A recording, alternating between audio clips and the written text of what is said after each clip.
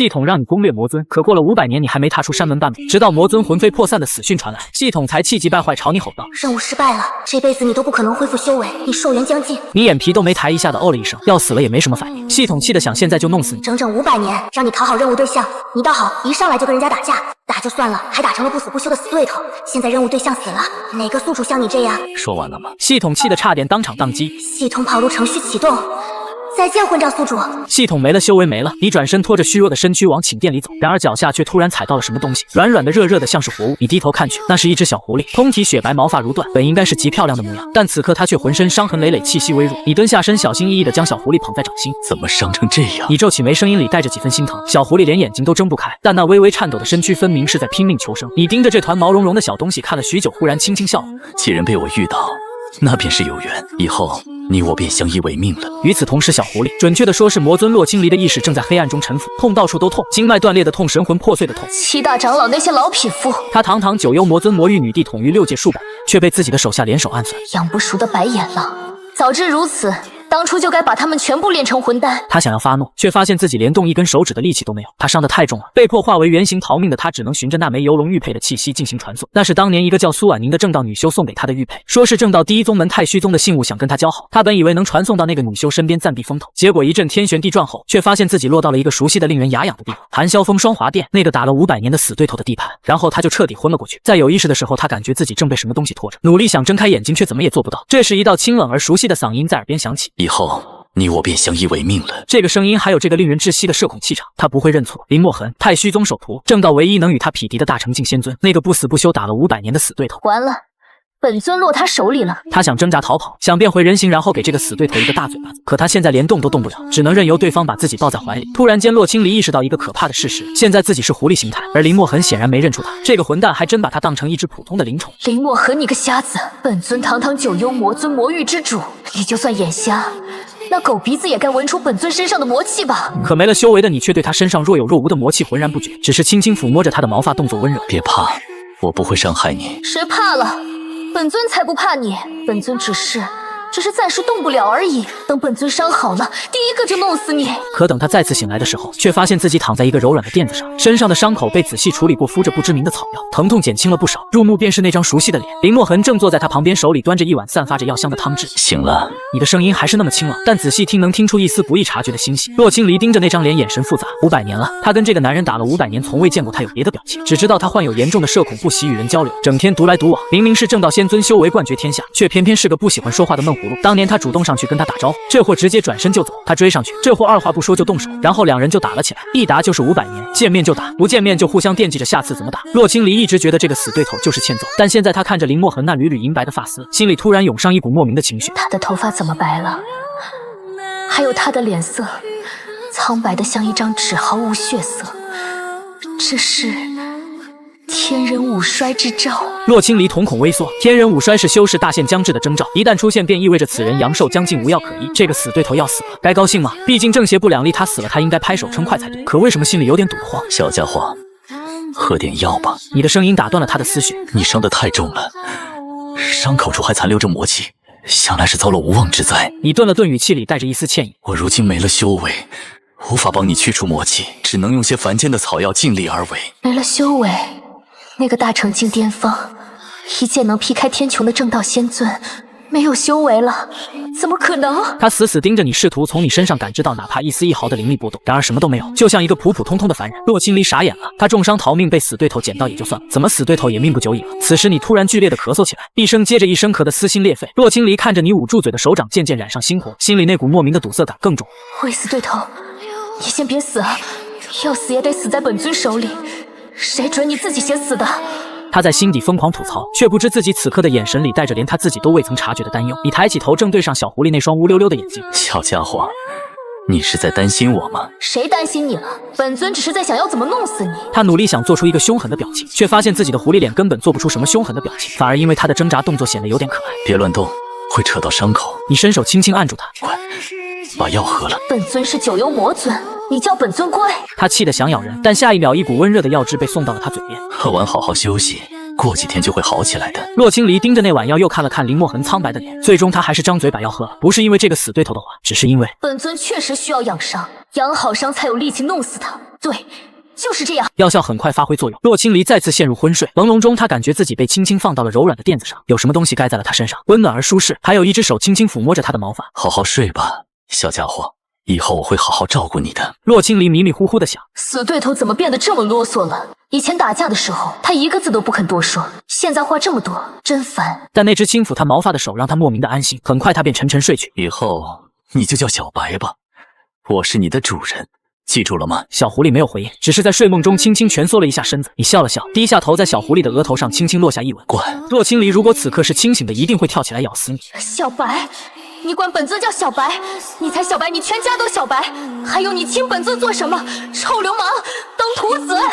等本尊伤好了，一定让你魂飞魄散。次日清晨，洛青离是被一阵刺耳的声音吵醒。林墨痕，一道尖锐的女声从殿外传来。魔尊陨落，普天同庆，整个修真界都在举办庆功大典。你身为太虚宗首徒正道仙尊，为何不来参加？你眼里还有没有宗门？有没有为师？洛青离的耳朵竖了起来。魔尊陨落，普天同庆，他们说的是本尊。他努力睁开眼睛，就看到林墨痕动作急促地将他塞进了衣袖，然后才转身走向殿门。别出声！你的声音很低，带着罕见的紧张。一道身影立在大殿门口，那是一个看起来约莫30许的女子，面容清冷端方，眉眼间却透着一股难以言喻的威压与傲慢。沈若霜，太虚宗宗主，林墨痕的师尊。洛青离透过衣袖的缝隙看着这个女人，眼神里闪过一丝冷意。他认识这个女人，当年魔域内乱7大长老联合叛变，背后就有这个女人的影子。正是这个道貌岸然的正道宗主暗中与魔域叛徒勾结，两面夹击，才让他措手不及。师尊，你的声音打断了洛青离的思绪。他看到你走到沈若霜面前，恭恭敬敬地行了一礼，动作标准，姿态谦卑，像是真的在认错。弟子失礼，未能参加庆功大典，还请师尊恕罪。沈若霜冷哼一声，知道事理就好。他目光如炬地打量着你，嘴角噙着一丝冷笑。听说你最近身体有恙，修为也出了些问题。你垂着头，声音平静。弟子无碍。无碍。沈若霜轻笑一声，为师看你脸色苍白，头发都白了几缕，还说无碍。他上前一步，目光在你身上扫来扫去，像是在打量一件货物。算了，为师今日来不是跟你说这些的。庆功大典你虽未到场，但贺礼总是不能少的。魔尊陨落，整个修真界都在庆贺。太虚宗身为正道第一大宗，自然要拿出些好东西来慰劳诸位功臣。你是太虚宗首徒，这贺礼自然该你来出。洛青离在袖子里听得目瞪口呆，让自己的徒弟出贺礼，还是在徒弟身体都这样了的情况下，这是什么师尊？你堂堂宗主，自己没钱吗？让一个都快死了的人出钱！他愤怒的想咬人，却发现你居然真的在掏东西。你从内戒中取出一件又一件法宝，整整齐齐的摆在沈若霜面前。照月灵珠、千年寒玉髓、九转还魂丹，每一件都是价值连城的珍宝。最后一件是一只通体碧绿的玉箫，凤鸣箫。洛青离看到这只玉箫僵住了，他认识这东西。当年他跟林墨痕为了抢这只凤鸣箫大战了3天3夜，最后两败俱伤，谁也没抢到。再后来他故意输给了他，让他得到了这只箫。洛青离至今都记得那一天，他看着林墨痕带着凤鸣箫离去的背影，心里骂了1万句。这家伙蠢死了，连本尊让他都看不出来。而现在这只凤鸣箫就这么被他拿出来当成贺礼，送给了眼前这个阴险的女人。洛青离气炸了，他也不管自己现在是个狐狸，直接张嘴狠狠咬在了你的手腕上，4颗尖锐的小牙深深扎进皮肉。你身形一僵，但并没有出声，只是死死咬着嘴唇，把痛呼咽了回去。沈若霜没有发现异常，她的注意力全在那些宝物上。不错不错，她满意的点头，一挥袖将所有宝物收入囊中。你还算识趣，好好养病吧。宗门的事，为师自会处理。说完，他转身便走，全程没有问过你一句身体如何，没有留下一粒丹药，甚至连一个关切的眼神都没有。洛青离趴在袖子里，气得浑身发抖。这就是正道第一大宗，这就是堂堂仙门宗主，这就是所谓的师徒情谊。小白，你轻轻将他从袖子里拿出来，放到软垫上，看着自己手腕上那整整齐齐的4个牙印，你非但没有生气，反而露出一个温柔的笑容。怎么了？是袖子里太闷了吗？闷你个头！本尊是气你，你怎么能把凤鸣箫给那个老妖婆？那是本尊故意让给你的，你给她做什么？蠢货，废物，不争气的东西！他气得在垫子上疯狂蹦跶，恨不得把面前这个软骨头啃个稀巴烂。别气了，你伸手轻轻抚摸着他的毛发。我知道你是想护着我，但那些身外之物送了便送了，只要你还在，就比什么都重要。洛青离一愣，什么护着他？我是在骂他好不好？但不知道为什么，听到那句只要你还在就比什么都重要的时候，他心里那股暴躁的火气突然就消下去了一点。沈若霜走后，你没有休息，而是拖着虚弱的身躯来到双华殿的内室。你从须弥戒中取出朱砂黄纸铜钱伏笔，然后咬破指尖，用鲜血在地上画起了什么东西，血迹在地上蔓延，逐渐形成一个阵法。洛青离看着阵法，瞳孔猛地一缩，九幽招魂阵，这是传说中能召回王者残魂的阵法。据说只要王者还有一缕残魂存于天地间，就能被这个阵法召回。可不知这个阵法的代价极大，轻则折损修为，重则减寿伤身。以林墨痕现在的身体状况，洛青离不敢往下想。你又开始剧烈的咳嗽起来，鲜血从你的嘴角溢出，但你没有停下，而是颤抖着双手继续往阵法里添加血液。洛青离看着你那副拼命的样子，非常疑惑，心里突然涌上一股难以言喻的情绪。这家伙明明都快死了，为什么还要布置这么消耗寿元的阵法？他是想召谁的魂？只见你跪坐在阵法中央，双手结印，开始念诵咒语，咒语晦涩难懂，但有一个名字他却听得清清楚楚。洛青离，他在给我招魂，他以为我死了，所以在给我招魂。血红色的光芒从地上升起，将你笼罩其中。可下一秒，一口鲜血从你口中喷出，阵法反噬，你没有召回任何东西，因为洛青离根本就没死，自然没有残魂可召。但你不知道，你只当是自己太弱了，所以招魂失败。再来，你用衣袖擦了擦嘴角的血迹，再次双手结印，然后又是一口鲜血喷出，险些栽倒在地，但你还是没有放弃。洛青离看着你那副近乎疯狂的样子，心里像是被什么东西狠狠攥住。他想开口，他想告诉你，他堂堂魔尊可没那么轻易死，但他现在是狐狸，不会说话，他只能眼睁睁地看着你一次又一次的尝试，一次又一次的被反噬。终于，你整个人软倒在地，但你的眼睛还睁着，看着空荡荡的阵法，眼神里满是不甘与懊悔。对不起，我太弱了，救不了你。洛青离趴在垫子上，看着林墨痕那副濒死的模样，心里不知名的情绪越来越重，像是酸涩，像是心疼，又像是愧疚。不对，本尊为什么要愧疚？是他自己要招魂的，又不是本尊逼他的。他死了，本尊应该高兴才对。可为什么会觉得心里堵得难受？你躺在地上好一会儿才缓过气来，随即挣扎着爬起身，走到小狐狸身边，将它抱进怀里。你的声音虚弱的像一阵风就能吹散。小白，你是被魔气所伤，应当是在魔域附近待过吧？或许你曾见过他，他叫洛青离，是个很厉害的魔尊。本尊当然见过本尊，但你说本尊厉害是什么意思？你是在夸本尊吗？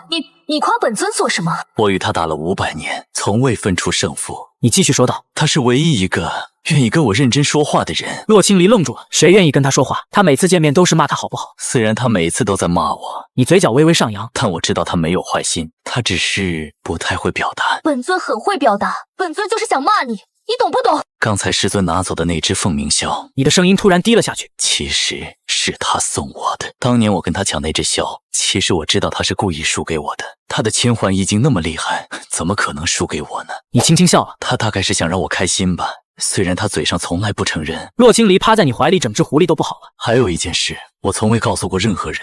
几百年前，我因为一些事得罪了师尊，被罚跪在宗门山门外。那天正好下着暴雨，还有雷劫降临。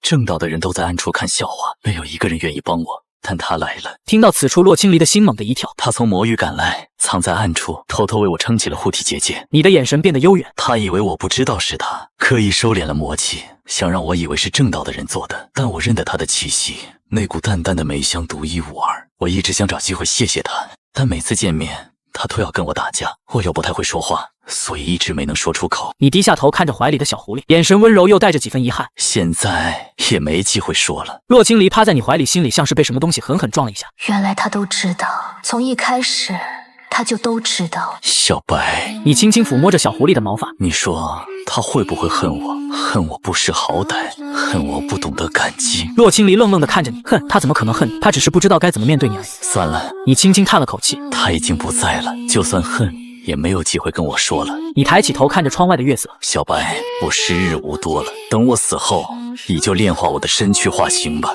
也算是我们相识一场的缘分。洛青离猛地抬起头，看着林墨痕那副云淡风轻安排后事的样子，心里突然涌上一股莫名的恐慌。不行，他不能死，他还没道歉呢，他还没解释当年为什么第一次见面就跟我动手呢，他还没。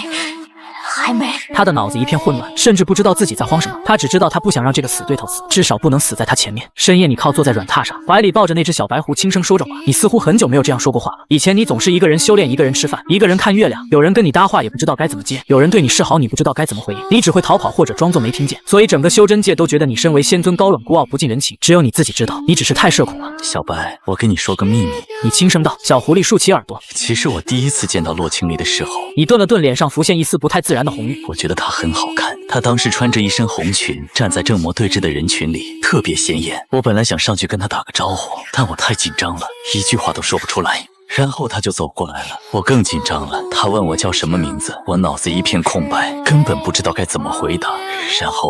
然后我就下意识的，你的声音越来越小，最后变成了蚊子一样的嗡嗡声，转身就跑了。洛青离，等等。所以当年第一次见面，这货转身就走，不是因为看不起他，而是因为社恐。他追上来了。你继续说到，声音里带着一丝懊恼。我更慌了，我以为他是要质问我为什么不理他，我不知道该说什么。然后我就出手了。我当时真的不是想攻击他，我只是太紧张了，身体比脑子先动了。后来我们打起来了，这也把那次正道与魔界的谈判搞砸了。打完之后我很后悔，我想道歉，但我不敢，我怕他更生气，所以就只好这么一直打下去了。洛清离傻眼了，所以他跟这个死对头打了500年，全是因为一场误会，因为他社恐所以跑了，因为他社恐所以动手了，因为他社恐所以不敢道歉。本尊为这个蠢货吃了500年的醋，为这个蠢货故意输了凤鸣霄，为这个蠢货偷偷去给他成护体结界，结果这货说只是因为社恐。洛清离气得浑身发抖，他想咬人，想把这个蠢货咬死，想变回人形，一巴掌把这个木头脑袋打开，看看里面装的是不是浆糊。小白，你感觉到怀里的小狐狸在颤抖，你怎么了？是不是哪里不舒服？不舒服，本尊哪里都不舒服，本尊被你气得浑身都不舒服。但他说不出话，只能瞪着你，瞪得眼珠子都快凸出来了。你被他瞪得一愣，然后伸手揉了揉他的脑袋。乖，别生气，生气对身体不好。你还摸？你再摸，本尊咬你！他真的咬了上去，狠狠的一口咬在了你的手指上。你吃痛的抽了口气，但你没有把手抽走，只是任由小狐狸咬着自己的手指。咬吧，咬完就不气了。他咬着林墨痕的手指，愣在原地。这个蠢货怎么这么讨人厌？明明是个社恐，明明不会说话，明明什么都不懂，但为什么说出来的每一句话都让他心里软得一塌糊涂？他松开了嘴，你看着自己手指上的牙印笑了笑。消气了。洛清离别过头不理你。才没有消气，本尊只是懒得跟你计较。你从怀里掏出一样东西，那是一枚玉佩，通体温润，雕工精细，上面刻着2只并肩的比翼鸟。小白，你看，这是我自己刻的。洛清离看着那枚玉佩，瞳孔猛地一锁。当年他跟林墨痕打架的时候，看到他腰间挂着一枚玉佩，那玉佩上刻着比翼鸟，雕工虽然不算精湛，但透着一股说不出的用心。他当时以为那是哪个女修送给林墨痕的定情信物，毕竟修真界仰慕林墨痕的女修多得数不清。他看着那枚玉佩，心里莫名的火大，于是趁着打架的机会，他故意一剑把那枚玉佩劈成了碎片。劈完之后，他还觉得挺解气。当时林墨痕的表情，洛清离至今都记得。他愣了很久很久，然后低下头，默默捡起了地上的碎片，什么都没说，就那么沉默着离开了。从那以后，洛清离再也没有在他身上看到过任何玉佩。他还以为他是心疼那枚定情信物，所以不敢再戴。他甚至为此得意了很久。从那以后，洛清离再也没有在他身上看到过任何玉佩。他还以为他是心疼那枚定情信物，所以不敢再戴。他甚至为此得意了很久。但现在林墨痕告诉他，那枚玉佩是他自己刻的。我当时刻了2枚，你轻声道，一枚是比翼，一枚是游龙。比翼那枚我自己留着，游龙那枚本来想找机会送给他的。洛清离僵住了，送给他？送给谁？送给洛清离。你轻声道，但我一直没找到合适的机会。后来比翼那枚被他打碎了，我猜他大概是讨厌我吧，连我刻的玉佩都不愿意看到，所以游龙那枚我也没敢再送。你顿了顿，声音里带着一丝苦涩。再后来，那枚游龙玉佩被小师妹要走了，我不好拒绝，她就给了。没想到，你低下头看着手里那枚残破的比翼玉佩，没想到，最后我连这枚碎的都留不住。洛清离突然想起了一件事，当年那个叫苏婉宁的正道女修找到他说想跟他交好，还送了他一枚玉佩作为见面礼。那枚玉佩上刻的正是游龙。洛清离当时还觉得那玉佩刻的不错，夸了好几句。现在想来，那枚他夸了半天的玉佩根本不是苏婉宁的东西，而是林墨痕刻的。他本来是想循着那枚玉佩的气息找苏婉宁避难，外部的传送之后却落到了林墨痕这。洛清离觉得自己简直像个傻子，配的气息找苏婉宁避难，外部的传送之后却落到了林墨痕这。洛清离觉得自己简直像个傻子，一个天大的傻子。小白，你见他一动不动，有些担心。你怎么了？洛清离看着你那双清澈而温柔的眼睛，看着你手里那枚残破的比翼玉佩，突然很想笑又很想哭。500年，他跟这个男人打了500年，他以为他高冷，以为他傲慢，以为他有心上人，以为他看不起他，结果全是他自己脑补出来的误会。这个男人只是社恐，只是不会说话，但他一直都记得他，记得他帮他撑护体结界，记得他故意输掉凤鸣霄，记得他每次骂他的话，甚至还亲手给他刻了一枚玉佩。小狐狸趴在你怀里，他想哭，他想打人，他想把这500年的委屈全都发泄出来，但他什么都做不了，他只能趴在这里看着这个蠢货，听这个蠢货说话，然后听他安排后事。小白，你轻声道，我时日无多了，有件事我想跟你商量一下，如果你愿意的话。你摊开手掌放到他面前，就把爪子搭在我掌心吧，我会把我的身躯留给你，等我死后你炼化了我就能化形了，也算是我们相识一场的缘分。洛清离看着你摊开的手掌，本应该拒绝的，他堂堂九幽魔尊怎么能接受一个正道修士的施舍？但是他的爪子不听使唤地动，不是他想动的，是爪子自己动的。然后他的爪子稳稳当当的搭在了你的掌心，你笑了，那是一个发自内他想动的，是爪子自己动的。然后他的爪子稳稳当当的搭在了你的掌心，你笑了，那是一个发自内心的笑容，还有一丝如释重负。谢谢你。小白，谢谢你愿意陪着我。洛清离愣住了，他看着你的眼睛，心里像是被什么东西狠狠击中。然后你从怀里掏出一根红线，那红线通体赤红，散发着淡淡的光芒，一看就不是凡物。这是3生红线。你轻声道，3界至宝，它是能引魂入体的媒介，有了它，你炼化我的躯体也能方便些。但据说只要绑上这根红线，双方就会永结同心，永不分离。洛清离瞳孔猛地一缩，那个传说中只要双方动情就会永世绑定的3声红线，他正想挣扎，李却已经把红线绑在了自己的指尖，然后把红线的另一端绑在了他的虎尾上。别怕，这红线的副作用需要双方都动了真心才会生效，只是让你把它当作炼躯的媒介。你只是一只小狐狸，更不可能对我动心的。我死后，这红线自然会消散，不会耽误你的化形后的姻缘。不会动心？你怎么知道本尊不会动心？等等，本尊为什么要动心？本尊是九幽魔尊，才不会对一个正道修士动心。但他低头看了看自己尾巴上那根红线，突然有种不太好的预感。3日后，双华殿迎来了一位不速之客。大师兄，一道娇滴滴的声音从殿外传来。洛清离正趴在软垫上假寐，听到这个声音，耳朵立刻竖起。他认识这个声音，苏婉宁，太虚宗宗主沈若霜的关门弟子，林墨痕的小师妹，也是那个拿林墨痕的玉佩来讨好他的贱人。随着殿门被推开，一个身着白罗裙的少女蹦跳着进来，脸上挂着天真烂漫的笑容。大师兄，我来看你了。苏婉宁的模样确实生得不错，柳眉杏眼，樱唇皓齿，浑身上下透着一股娇俏的气息。但洛清离一眼就看出了她眼底的精明与算计，这种眼神他太熟悉了。当年苏婉宁来找他交好的时候，就是这副天真无害的模样，一边笑着喊她清离姐姐，一边搜刮她的好东西。洛清离当时还傻乎乎的觉得这个姑娘挺可爱的，现在想来简直想抽自己2个嘴巴子。大师兄，你这个照月灵珠好漂亮呀！苏婉宁的目光落在林墨痕桌上的一颗明珠上，眼睛一下子就亮了。我好喜欢，可以送给我吗？你看了他一眼，沉默片刻，点了点头。拿去吧。苏婉宁欢天喜地地把明珠收入囊中，眼珠子又开始四处乱转。哎呀，这个也好漂亮，这个也是。大师兄，你这里的东西都好好看呀。他像是一只闯进了宝库的老鼠，这边摸摸那边看看，每看到一样好东西就会露出好喜欢的表情，然后全被他装进了自己的袖子里。洛清离趴在垫子上，气得浑身发抖。他还是第一次亲眼看到一个人能这么厚颜无耻，而林墨痕就那么看着一声不吭，任由苏婉宁在他这里翻箱倒柜。洛清离恨铁不成钢，他想冲上去咬死这个绿茶，但他现在是狐狸形态，行动不便，只能瞪着眼睛看着。苏婉宁搜刮了一圈，终于注意到了软垫上的小白虎。咦，大师兄，你什么时候养了一只小狐狸啊？他走过来，蹲下身打量着洛清离，好可爱啊，让我摸摸。他伸出手就要来摸洛清离的毛，洛清离一看他那张虚伪的脸就来气，摸你个头！他张嘴狠狠咬在了苏婉宁的手腕上，苏婉宁尖叫一声，把手抽了回去，手腕上赫然是2排深深的牙印，鲜血直流。你这个孽畜！苏婉宁的脸色瞬间变了，那副天真可爱的模样消失得无影无踪，取而代之的是扭曲的愤怒与阴狠。你竟敢咬我！他抬起手，一道灵力凝聚在掌心，就要朝洛清离打过来。住手！一道清冷的声音响起，你挡在了洛清离面前。他是我的灵宠。你的声音平静，但带着不容置疑的威严。苏婉宁愣了一下，大师兄，他咬伤我了，你看我的手。他把手腕举到林墨痕面前，一副委屈至极的模样。他是你的灵宠不假，但他伤了人。大师兄，你得给我一个交代。你看了一眼他手腕上的伤口，很浅，小白咬的力道明显是留了手的。我会陪你。你从内戒中取出一块晶莹剔透的玉髓，1000年寒玉髓应当够赔你这点伤口了。苏婉宁看到那块寒玉髓，眼睛一下子就亮了。1000年寒玉髓，炼化后可以用于突破化神境界修为，是修真界难得一见的珍宝。他一把抢过玉髓，收入囊中。算你识相。他哼了一声，转身就要离开，但走到门口的时候，他突然停下脚步，嘴角勾起一抹阴狠的笑容。对了，大师兄，那只狐狸我很不喜欢，下次再咬我，我就让师尊做主把它处死。说完，他甩了甩袖子，扬长而去。洛清离趴在垫子上，气得浑身发抖。小贱人，有种你来，本尊等着看本尊不咬死你。3日后，苏婉宁果然又来了。这一次他不是一个人来的，他身后跟着一个熟悉的身影，太虚宗宗主沈若霜。徒儿，沈若霜人还没进门，声音就先传了进来。师尊来了，你怎么不出门迎接？为师平日里是这么教你的吗？你沉默片刻，缓缓站起身。师尊。你走到门口，恭恭敬敬地行了一礼。沈若霜冷哼一声，大步走进双华殿，他的目光在殿内扫了一圈，最后落在软垫上的小白狐身上。就是这只孽畜，敢伤我爱徒。他冷声道。苏婉宁适时地走上前，一把挽住沈若霜的手臂，眼眶微红。师尊，您看婉宁的手。他把手腕举到沈若霜面前，手腕上的伤口早就愈合了，但他不知道从哪里弄来了一些红药水涂在上，看起来触目惊心。就是这只孽畜咬的，婉宁疼了好几天都没好。师尊，您一定要给婉宁做主啊！沈若霜脸色一沉。林墨痕，你养的孽畜伤了你的师妹，你打算怎么处置？你沉默片刻。我不会处置他，他是我的灵宠。沈若霜眯起眼睛。你的意思是，你不打算给婉宁一个交代？你抬起头与沈若霜对视。如果师尊想要交代，弟子可以赔偿师妹的损失，但小白……你的声音微微加重，不能动。苏婉宁在一旁尖叫起来。大师兄，你怎么能这样？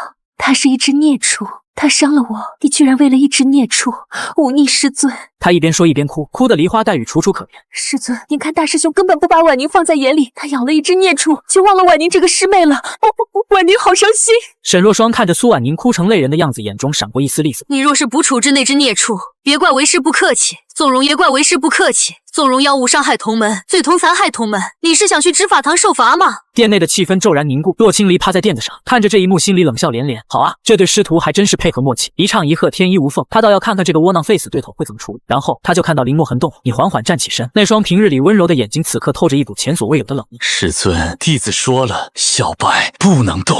沈若霜愣了一下，他从未见过林墨痕这副模样，这个一向逆来顺受的徒弟此刻竟然在忤逆他。你说什么？沈若霜的声音沉了下来。我说，你一字一顿。本座忍你500余年，无非是念你曾经师徒一场，可你为何要如此苦苦相逼？本座寿元将近，我死之后，你们定不会放过小白。既然如此，休怪弟子无情了，师尊。话音落下的瞬间，整个双华殿仿佛都震动了一下。沈若霜脸色大变，她感觉到了一股恐怖的气息正在林墨痕体内苏醒，那气息浑厚深邃，分明是大成境的威压。不可能！沈若霜惊恐的退后一步。你的修为不是已经没了吗？你没有回答，咬破舌尖，一口鲜血喷在虚空中，血液在空中化作一道道符文，交织成一面巨大的旗帜。那在空中化作一道道符文，交织成一面巨大的旗帜。那旗帜通体漆黑，上面绣着无数扭曲的面孔，正在无声的尖叫。万魂幡上古凶器，可以抽人魂魄，将其永远囚禁其中。沈若霜看到那面旗帜的瞬间，脸色彻底变了。万魂幡，你疯了吗？那东西需要以寿命为代价才能催动。可他的话还没说完，一道剑光已经朝他斩来。双寒剑，林墨痕的本命剑，剑光所过之处，万物皆被冰封。沈若霜想要躲开，但那剑光太快了，快到他根本反应不过来，鲜血喷涌而出。太虚宗宗主沈若霜伸手一触，师尊！苏婉宁尖叫一声，转身就要逃跑，但他还没跑出2步，一道剑气已经洞穿了他的心脉。咕！他低头看着自己胸口那个透明的血洞，眼中满是不可置信。大师兄，他想说些什么，但已经来不及了。万魂幡卷动，将他的魂魄连同沈若霜的魂魄一起抽了出来。2道魂魄在幡中发出凄厉的惨叫。你收起万魂幡，脸色苍白如纸。方才那一击燃烧了所剩无几最后的寿元，但你不后悔。你当然明白这么多年这个宗门待你如何。若不是因为系统任务的存在，你以曾经的大成境修为，又怎会甘心沦为他人的棋子？现在系统没了，你明白你的故事也到了尽头。你用神魂的力量将整个寒霄峰封锁，从此将曾经这座住着一名大成仙尊的山峰彻底隐去。太虚霄峰封锁，从此将曾经这座住着一名大成仙尊的山峰彻底隐去。太虚宗的第一峰从此变为一方平地。小白，你转过身想要最后看一眼小白，那是你最后的寄托了。但下一秒你的眼前一黑，整个人直直的倒了下去。最后的意识里，你感觉到有什么东西接住了自己，温热的、柔软的，还有一股淡淡的梅香。洛青离化为人形接住了倒下的林墨痕，他看着怀中那张苍白如纸的脸，你这个蠢货！他的声音沙哑，带着一丝颤抖。为了一只狐狸，你至于吗？你没有回应，就仿佛一具死尸。洛青离祭出元神，探了探你的脉象，脸色越来越难看，经脉断裂大半，神识也出现裂痕，寿元所剩不足10年。这个蠢货真的在拿命唬他。洛青离趴在林墨痕胸口，听着那微弱的心跳，突然之间他觉得鼻子有点酸。死对头，你先别死，要死也得死在本尊手里。你当然听不到。洛青离抬起头，看着窗外的月色，月光如水洒在他那张绝美的面容上，不知何时已经挂满了泪痕。你不反对，就是答应了。他轻声道：从今以后，你是本尊的人，上好了，跟本尊回魔域，本尊让你做什么你就做什么，听到没有？林墨痕当然听不到，但洛青离不在乎，他低下头在林墨痕的额头上印下一吻。死对头，等你醒来，本尊有很多话要跟你说。日子一天天过去，春去秋来，寒来暑往，转眼间已是2年。2年来，洛青离一直守在林墨痕身边，他将自己的魔元源源不断的渡入他体内，为他修复经脉，温养金丹。他学会了煎药煮粥，换药敷伤，甚至学会了缝补衣裳。虽然针脚歪歪扭扭，丑的不忍直视，现在的场景如果被魔域那些天王看到，下巴恐怕都得惊掉。堂堂九幽魔尊，魔域女帝，统御6界魔族的唯一霸主，如今却变成了一个整天围着病床转的小护士，变成了一个照顾凡人丈夫的妻子一般。但他不在乎，他只在乎这个蠢货到底什么时候能醒过来。又是一个深夜，洛青离趴在床边，看着昏睡中的林墨痕，轻声道：笨蛋，你到底什么时候才能醒啊？本尊都快无聊死了，你知不知道本尊为了照顾你都多久没骂人？本尊以前每天都能骂你几百句，现在连个骂的对象都没有了。他絮絮叨叨的说着，声音越来越低，最后变成了喃喃自语：你快醒吧，本尊有好多话想跟你说。本尊想告诉你，当年第一次见面，本尊主动跟你打招呼，你转身就跑，本尊气得要死。后来你跟本尊动手，本尊更气了。本尊就想，这个死对头肯定是看不起本尊，所以本尊要打败你，让你知道本尊有多厉害。后来本尊发现，你好像也不是那么讨厌，你很厉害，很能打。每次打完架，你都会偷偷留下疗伤丹药。你以为本尊不知道？本尊早就发现了，只是不好意思说，怕他们那些所谓的正道修士为难你。再后来，本尊看到你腰间那枚玉佩，本尊以为是哪个女人送你的，本尊气坏了，所以本尊就把那枚玉佩打碎了。打碎之后，本尊还觉得挺解气的，但后来本尊看到你的表情，本尊突然就不解气了。本尊甚至有点后悔，但本尊是魔尊啊，魔尊怎么能后悔呢？所以本尊就装作什么都没发生过，继续跟你打架，继续骂你。继续，讨厌你。洛青离说着说着，眼眶有点红了。死对头，你知不知道，我其实一点都不讨厌你，每次骂你，其实都是想让你多给我说几句话。他顿了顿，声音低得像蚊子叫。我喜欢你，从500年前就喜欢你了，但我不敢说。我是魔尊，你是正道仙尊，我们天生就是死对头，我怎么能喜欢你呢？我只能用打架的方式让你记住我，让你不要忘记我。洛青离说着说着，眼泪终于掉了下来，滴在了林墨痕的手背上。死对头，你快醒吧，本尊都哭了，你还不醒？本尊就……他哽咽着说不下去了，他趴在床边哭了很久很久，直到累了才昏昏沉沉的睡过去。而你则是好像做了一个很长很长的梦，梦中的你一直被人照顾着，但始终看不清她的脸，直到你悠悠转醒，映入眼帘的却是一个绝美的女子。她睡得很沉，眼角还挂着泪痕，嘴唇微微嘟起，像是还在跟谁赌气。这张脸你太熟悉了，500年，你跟这张脸的主人打了500年，每一次交手你都会偷偷看他，看他凌厉的眉眼，看他骂人时那副嚣张跋扈的样子。你从未告诉任何人，第一次见到洛青离的时候是一种说不出的感觉，像是有什么东西击中了你的心脏。正魔2道打了500年，你以为他讨厌你，以为永远都只能是死对头，直到那个系统告诉你洛青离死了，那一刻你泄气了，内心很痛，比失去修为还要痛。你拼命给他招魂，一次又一次，哪怕被反噬到七窍流血，哪怕燃烧生命也在所不惜。那天你捡到了小白，一只受伤的小狐狸，你把所有的温柔都给了他，因为你把他当成了另一个洛青离，一个不会骂你不会打你，会乖乖待在你身边的洛青离。洛青离是被一阵酥麻感弄醒的，他迷迷糊糊地睁开眼睛，发现有一只手正在轻轻抚摸他的头发，那触感温热而轻柔，很舒服。他本能地往那只手上蹭了蹭，醒了。一道沙哑而柔很舒服，他本能地往那只手上蹭了蹭，醒了。一道沙哑而熟悉的声音在耳边响起。洛青离猛地抬起头，对上的是你那双深邃而温柔的眼睛。你正靠坐在床头，一只手撑着脑袋，另一只手还放在他的发底，眼神里带着几分笑意，像是在看什么有趣的东西。洛青离心里咯噔一下，他什么时候醒的？我有没有说什么奇怪的话？有没有流口水？有没有？他下意识想变回狐狸形态，但已经来不及了。林墨痕已经看到了他的真面目，怎么办？认出来了吗？应该没认出来吧。他现在是白发，不是棕发，而且他收敛了魔气，身上没有魔尊的气息，应该不会被认出来的。洛青离张了张嘴，大脑飞速运转。我是小白。他故作镇定地说道。化形之后记忆有点模糊，只记得主人对我很好，其他的都不太记得了。他说的磕磕绊绊，心虚的不行。你看着他那副心虚的样子，嘴角的笑意更深了。是吗？记忆模糊。那你记得我叫什么名字吗？洛青离愣了一下，这是在试探我。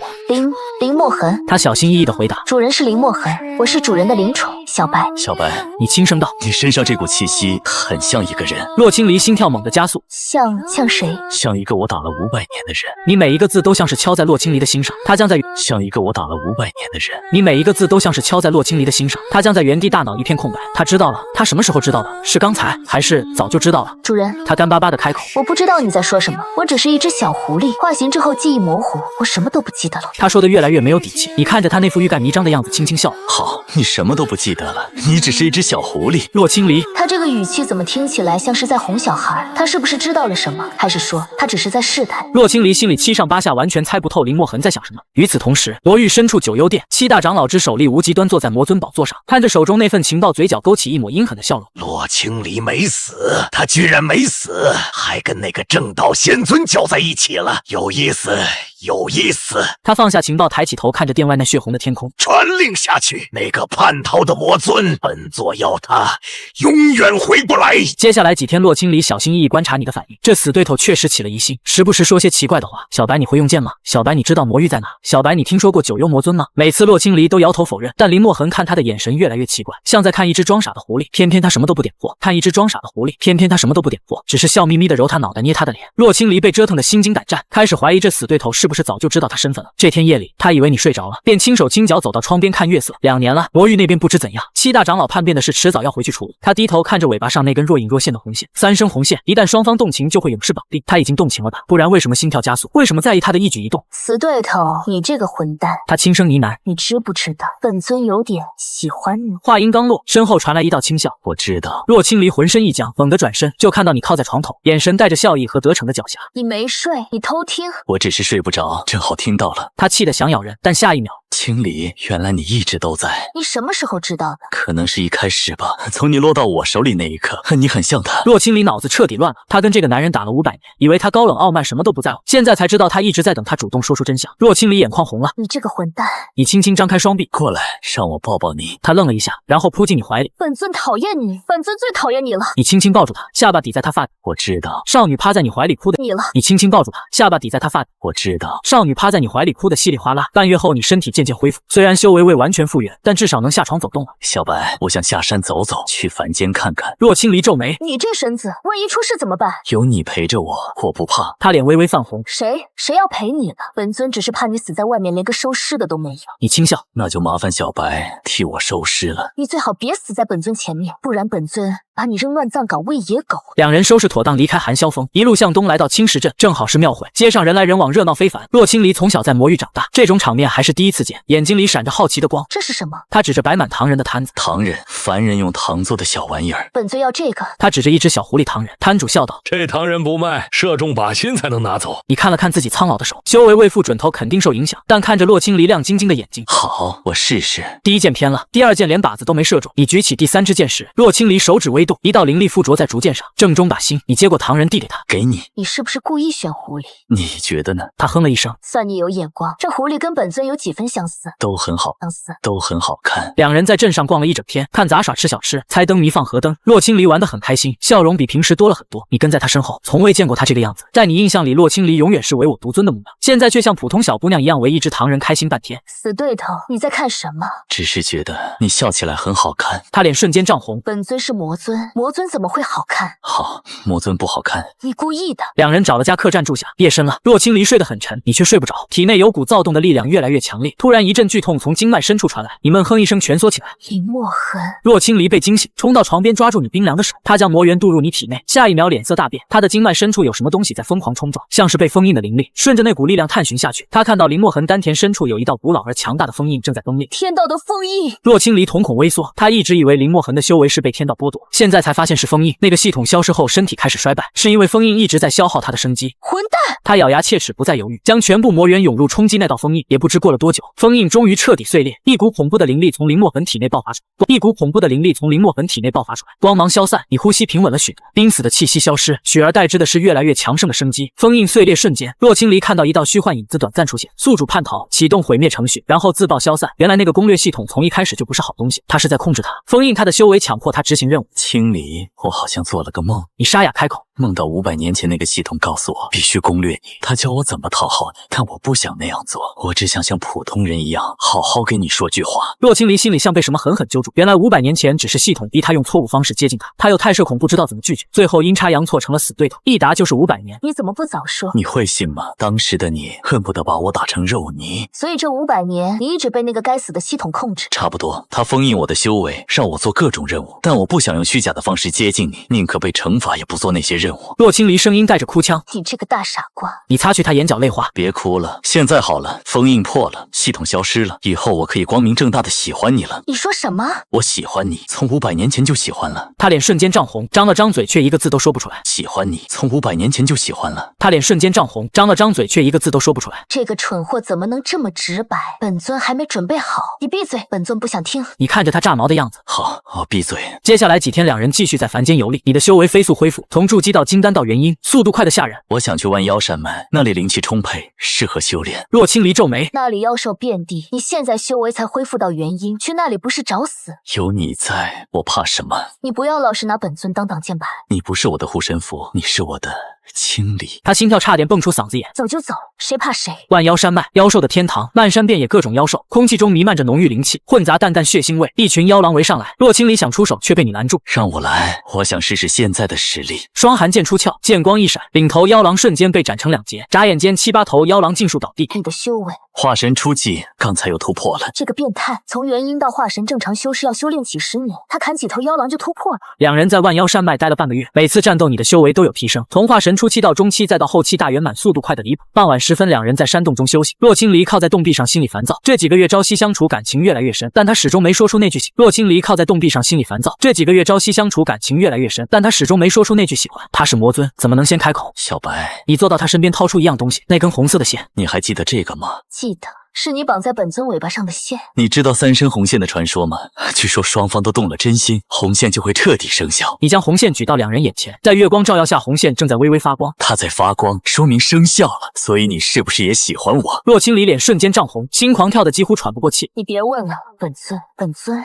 最后那个字轻的几乎听不见。我没听清，再说一遍。他猛地转头，恶狠狠瞪着你。本尊说，按就是按，本尊不会再说第2遍了。你忍不住笑出声，伸手将他揽入怀中。我听到了，谢谢。谢你，清理。他没有挣扎，甚至悄悄把头埋进你胸口。死对头，你就知道欺负本尊。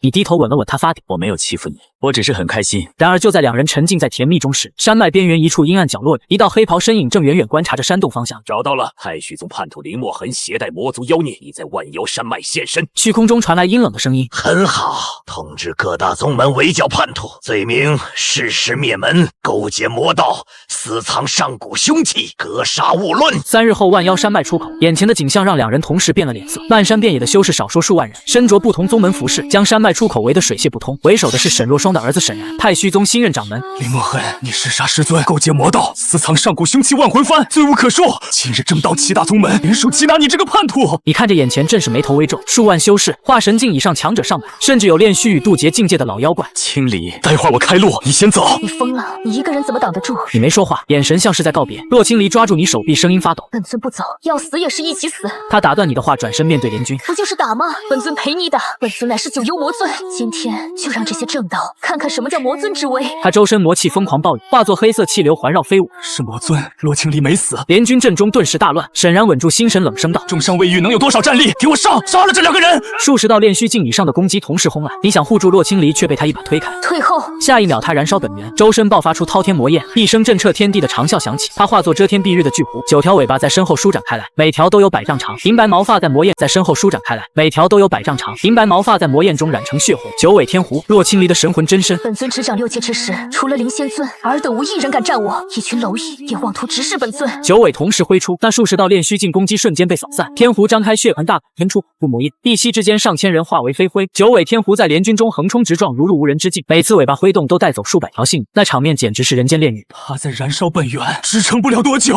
沈然吼叫，他说的没错，洛青离本源消耗的很快，天狐法相开始渐渐缩小，但他没有退缩，因为身后还有林墨痕。死对头，这次换我护你了。你看到天狐身上出现无数伤口，银白毛发已被染成深红，你想冲上去帮他，却被攻击逼退，只能眼睁睁看着他的本源一点点消耗殆尽。轰的一声巨响，9尾天狐轰然倒塌，化作人形的洛青离躺在血泊中，气息微弱的几乎感知不到。清理！你疯了一般冲上去将他抱在怀里，他脸色苍白如纸，嘴角溢出鲜血，但眼睛还睁着，勾起一抹虚弱的笑容。林墨痕，快跑！你抱紧他，眼泪夺眶而出。傻瓜，其实本尊很喜欢你，喜欢到不得了，下辈子我希望能做你的妻子。他的眼睛缓缓闭上，气息彻底消失。清理！你抱着他的身体发出撕心裂肺的怒，他的眼睛缓缓闭上，气息彻底消失。清理！你抱着他的身体发出撕心裂肺的怒吼，你整个人像疯了一样，眼泪滴落在他苍白的脸上。不要离开我，你答应过我的，我们要一起。沈然的笑声在不远处响起。死了，那个女魔头终于死了。林墨痕，今天就是你的死期，宰了她！数百道攻击轰向你，你抱着洛青离的尸体一动不动，甚至没有抬头看那些攻击。就在攻击即将落下的一刹那，你体内一股恐怖到极点的力量爆发出来，浩瀚如海，磅礴无边，瞬间将所有攻击震成齑粉，周围100丈内的修士全部化为血雾。不可能，他怎么可能是天仙境？沈然脸色惨白，你缓缓抬头，眼睛变成深邃的漆黑，没有任何情绪，只有无尽杀意。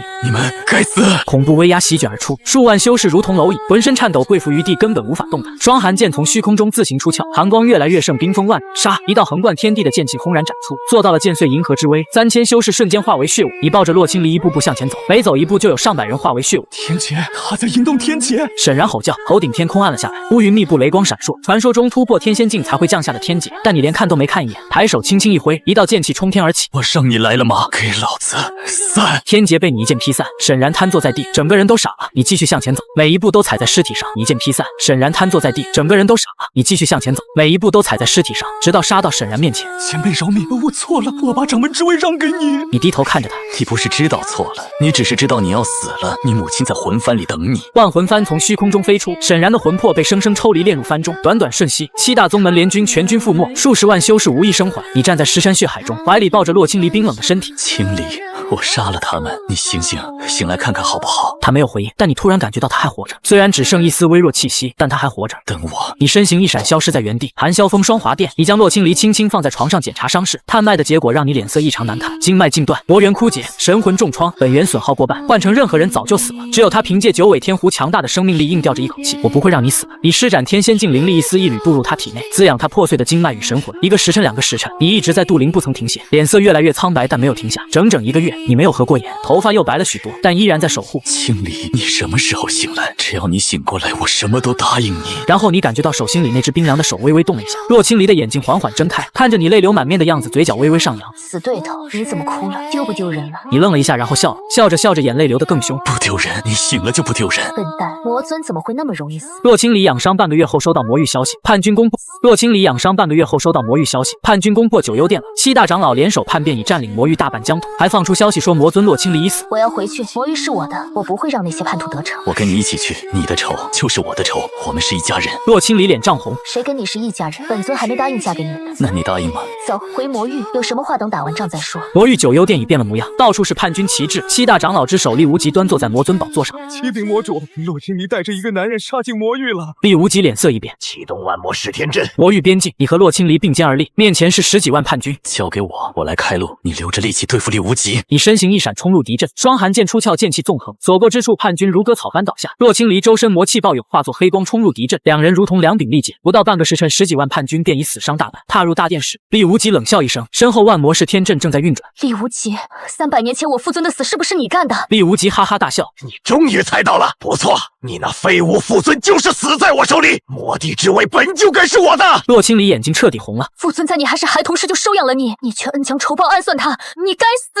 你该死！他周身魔气暴涌，冲向厉无极，万魔噬天阵同时发动，无数黑色锁链朝他缠去。青离，你大喝一声，双寒剑化作寒光，将锁链尽数斩断。你去杀他，阵法交给我。厉无极冷笑，我已吞噬其他6位长老的修为，现在的我是大成巅峰，你一个重伤未愈的废物，拿什么跟我斗？洛青离没有退缩，大成巅峰又如何？本尊就算只剩一口气，也要杀了你，为我父尊报仇！你找到阵一剑斩下，阵法崩溃，身形一闪，出现在厉无极身后，封锁他所有退路。青离，现在洛青离燃烧魔元，化作黑色火狐朝厉无极轰去，天焰焚尽了他的神魂，厉无极灰飞烟灭，战斗结束。洛青离站在父亲灵位前，泪流满面。父亲，女儿为您报仇了，那个害死您的人已经死了，您可以安息了。你走上前，轻轻抱住他，哭吧，哭出来就好了。他趴在你怀里放声大哭。这一刻，他不是魔尊，只是一个失去父亲的女儿。良久，他握住你的手，朝灵位跪拜。女儿还为您带来了一个人，他就是您女儿的夫君。九幽殿上万盏魔金灯如星河倒雪，洛青离一身凤冠霞帔，心跳快得像要冲出胸腔。林墨痕，你可想好了？他传音入密，做了我的夫君，可就没法回头当正道仙尊了。你弯了弯唇角，比了个口型。500年前就想好了。李成，你一步步走上玉阶，将一枚修复完整的比翼玉佩亲手。你一步步走上玉阶，将一枚修复完整的比翼玉佩亲手系在他腰间。500年前没能送出的，今日补上。洛青离眼眶发烫，他从袖中取出一只琉璃摆件，晶莹剔透的小狐狸，正是当年庙会那只唐人融化后，他重新用琉璃雕刻成的。500年前没能说的，我也喜欢你。最后几个字轻得像羽毛落地。再说一遍。没说，你幻听了。他炸毛一把将你拽起，赶紧的，该喝合劝酒了。殿中修士们发出善意的哄笑。酒过3巡，洛青离借口醒酒，拖着你逃回寝殿。门一关，他立刻化回小白狐形态往你怀里钻。累死本尊了，当魔尊真麻烦。